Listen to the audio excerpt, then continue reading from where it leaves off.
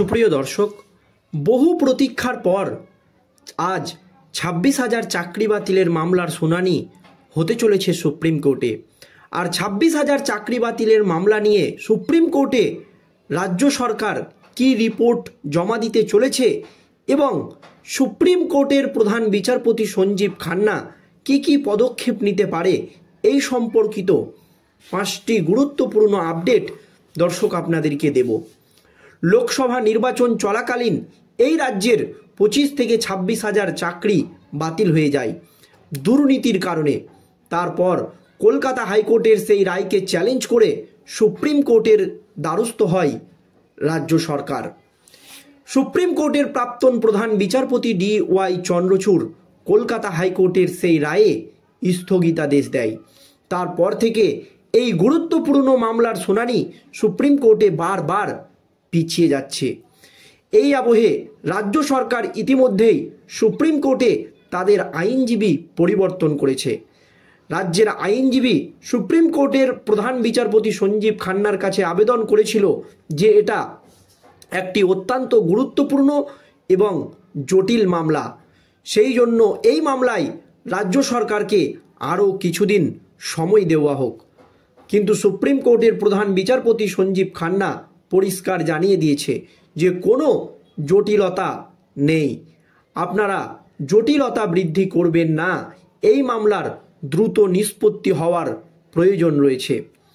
এই আবহে সুপ্রিম কোর্টের প্রধান বিচারপতি সঞ্জীব খান্নাকে যোগ্য শিক্ষক শিক্ষিকারা গণচিঠি দিয়েছে যাতে তাদের দিকটা একটু বিবেচনা করে দেখা হয়। কিন্তু এর আগের শুনানিতে সুপ্রিম কোর্টের প্রধান বিচারপতি সঞ্জীব খান্না পরিষ্কার জানিয়ে দিয়েছিলেন যে যোগ্য এবং অযোগ্য যদি পৃথক করা সম্ভব না হয় সেক্ষেত্রে কিন্তু কলকাতা হাইকোর্টের নির্দেশই বহাল থাকবে। এক কথায় 26,000 চাকরি বাতিল হবে। শুধু তাই নয়, যাদের চাকরি যাবে তাদের সকলকে সুদ সহ বেতন ফেরত দিতে হবে। আর রাজ্য সরকার SSC কিংবা CBI যোগ্য এবং অযোগ্য যদি আলাদা করতে পারে তাহলে অযোগ্যদের চাকরি বাতিল হবে এবং যোগ্যদের চাকরি থাকবে। এর আগের দিন সুপ্রিম কোর্টে শুনানি হয়নি, কারণ সুপ্রিম কোর্টে প্রধান বিচারপতির পরে আরও 2জন বিচারপতি ছিলেন, তাদের কিন্তু অবস্থান পরিবর্তন হয়েছে এবং সেখানে নতুন করে আরও 2জন বিচারপতি যোগ হয়েছে। সেই জন্য এর আগের দিন এই মামলার শুনানি পিছিয়ে গিয়েছিল। তবে আজ এই মামলার নিষ্পত্তি হতে চলেছে সুপ্রিম কোর্টে। তার আগেই গুরুত্বপূর্ণ কিছু আপডেট আমাদের হাতে এসে পৌঁছেছে। কি আপডেট দর্শক দেখুন। 2016 সালের পশ্চিমবঙ্গ স্কুল সার্ভিস কমিশনের SSC নিয়োগ প্রক্রিয়ায় বেআইনি কার্যকলাপের অভিযোগ ওঠে রাজ্যের বিরুদ্ধে। কলকাতা হাইকোর্টের একটি মাত্র রায়ে 25,753 জন শিক্ষক ও শিক্ষাকর্মীর চাকরি বাতিল হয়। বিচারপতি দেবাংশু বসাক ও বিচারপতি মোহাম্মদ রশিদির ডিভিশন বেঞ্চ প্যানেল সম্পূর্ণ বাতিল করার নির্দেশ দেয়। রাজ্য সরকার, মধ্যশিক্ষা পর্ষদ এবং SSC চাকরি বাতিল হওয়া প্রার্থীরা সুপ্রিম কোর্টে মামলা করে হাইকোর্টের রায়ের বিরুদ্ধে স্থগিতাদেশ জানানোর জন্য। সেই মতো সুপ্রিম কোর্টের প্রাক্তন প্রধান বিচারপতি DY চন্দ্রচূড় কলকাতা হাইকোর্টের নির্দেশে স্থগিতাদেশ দেয়। কিন্তু কেন্দ্রীয় তদন্তকারী সংস্থার CBI আধিকারিকরা তদন্ত চালিয়ে যেতে পারবে, এটাও পরিষ্কার জানিয়ে দেওয়া হয় সুপ্রিম কোর্টের তরফ থেকে।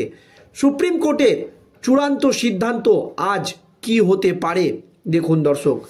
সোমবার সুপ্রিম কোর্টের প্রধান বিচারপতি সঞ্জীব খান্না এবং বিচারপতি সঞ্জয় কুমারের ডিভিশন বেঞ্চে এই মামলার চূড়ান্ত শুনানি হতে চলেছে। তার আগেই সুপ্রিম কোর্ট স্পষ্ট করেছিল যে সম্পূর্ণ প্যানেল বাতিল হবে নাকি যোগ্য অযোগ্য বাছাই করা হবে। প্রধান বিচারপতি সঞ্জীব খান্না পরিষ্কার জানিয়ে দিয়েছেন যদি যোগ্য এবং অযোগ্য প্রার্থীদের আলাদা করা সম্ভব না হয় তবে পুরো প্যানেল বাতিল করা হবে, অর্থাৎ কলকাতা হাইকোর্টের নির্দেশই বহাল থাকবে। এই কথা কিন্তু পরিষ্কার করে জানিয়ে দিয়েছেন সুপ্রিম কোর্টের প্রধান বিচারপতি সঞ্জীব খান্না।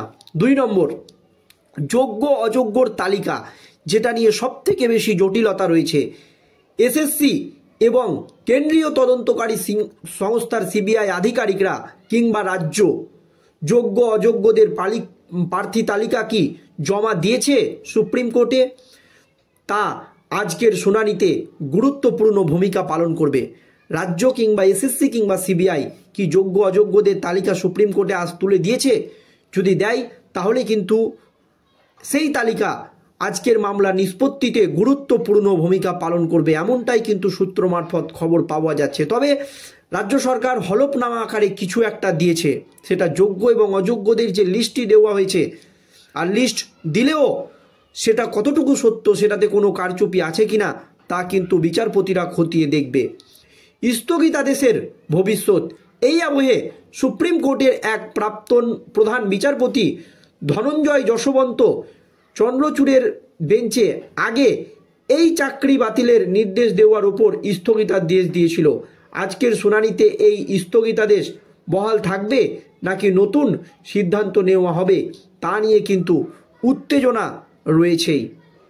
তবে এসএসসির যুক্তি ও গুরুত্ব এক, 2016 সালের নিয়োগ প্রক্রিয়ায় সম্পূর্ণ প্যানেল বাতিলের রায় দিয়েছিল হাইকোর্ট।